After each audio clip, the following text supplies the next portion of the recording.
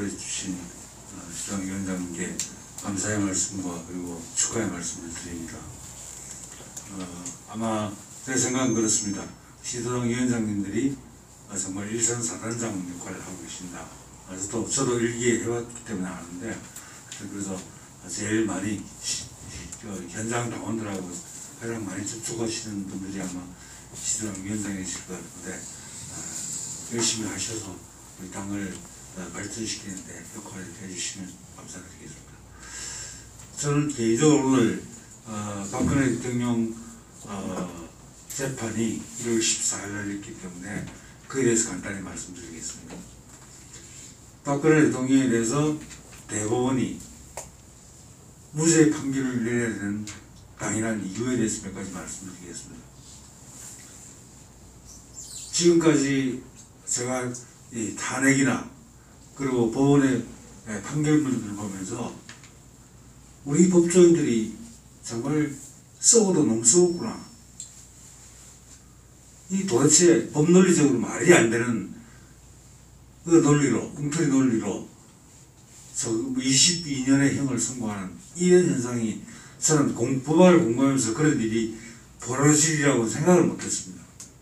너무 기가 막힙니다. 그리고 분노가 치밀했습니다.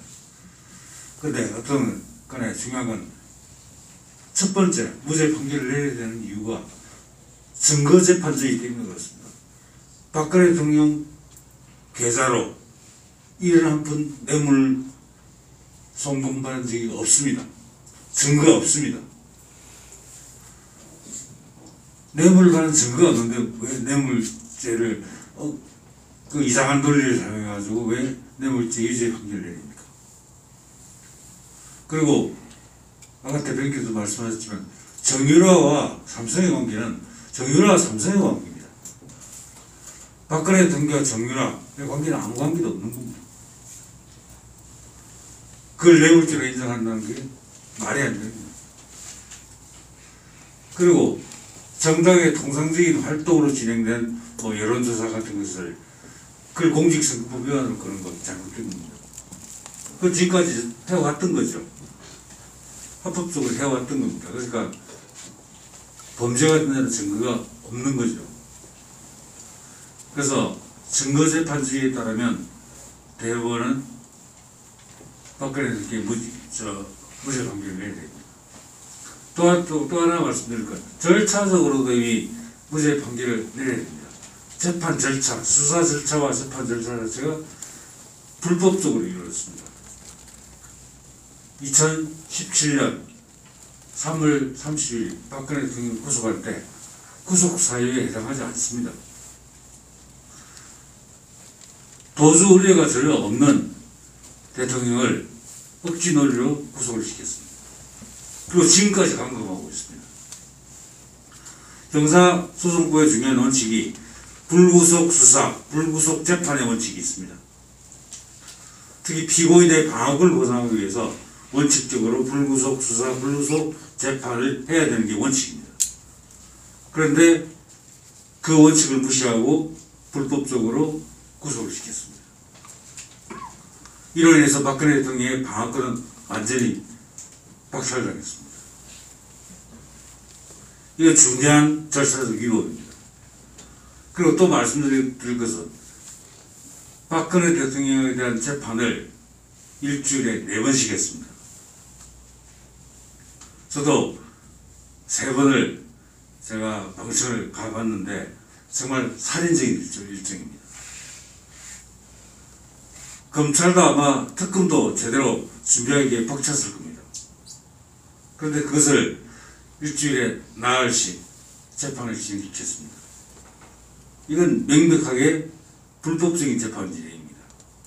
피고인의 방어권뿐만 아니고 절차적 적정성의 원칙을, 적법 절차 원칙을 안 지킨 겁니다. 이런 수많은 위법이 존재하는 이 재판 절차를 대법원에서 인정해서는 안 됩니다. 그래야 절차적 정의 또는 사법적 정의가 살아납니다. 그래서 대법원에서는 불구속 수사 재판의 원칙 위반한 것, 그리고 살인적인 재판 일정의 강행, 이 절차적 위법을 인정하고 그리고 선거재판주의 원칙에 따라서 박근혜 대통령께 당연히 무죄 판결을 내려야 됩니다. 그래야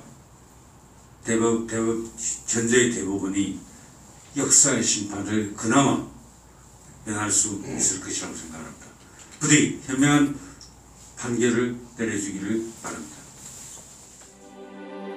우리는 바쁘게 움직일 수밖에 없습니다.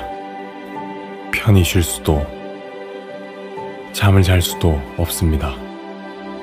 그러나 내일을 함께 꿈꿀 수 있다는 사실 하나는 약속할 수 있습니다. 그래서 우리는 위로가 됩니다.